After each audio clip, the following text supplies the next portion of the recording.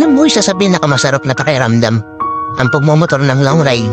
Hindi pong pagsakay mo pa lang ng motor, pagpapaandar ng engine, may mararamdaman ka ng kakaibang saya.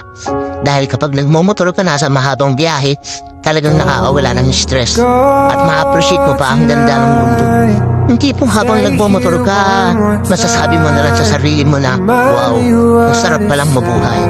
Ang ganda pala ng mundo. Lalo na kapag ang patakbo mo ay chill lang. I-enjoy mo lang talaga ang moment. Madami kasi tayo kanya-kanyang problema sa buhay eh. Pero pag nagmumotor ka na, makakalimutan mo ang problema mo.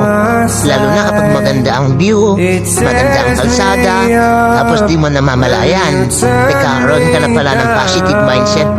Dahil magaan ang pakiramdam mo eh. Kaya kapag stress ka na, kailangan mo lang din talaga minsan ng mahabang biyahe bilang isang pahinga.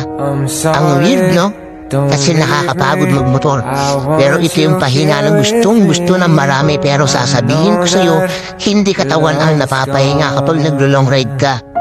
Kung di ang utak mo, kung di ang sarili mo mismo. Kaya deserve mo rin mag-enjoy.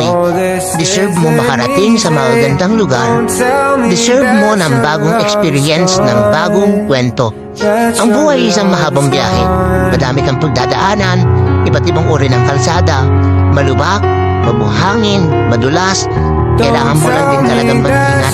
At pwede kang momento para magpahinga. Tapos, biyahe na ulit. So, paano ba yan? Hanggang sa muli. Night safe always at huwag kakalimutan magdasal bago bumiyahe. Everyone's TV. Peace.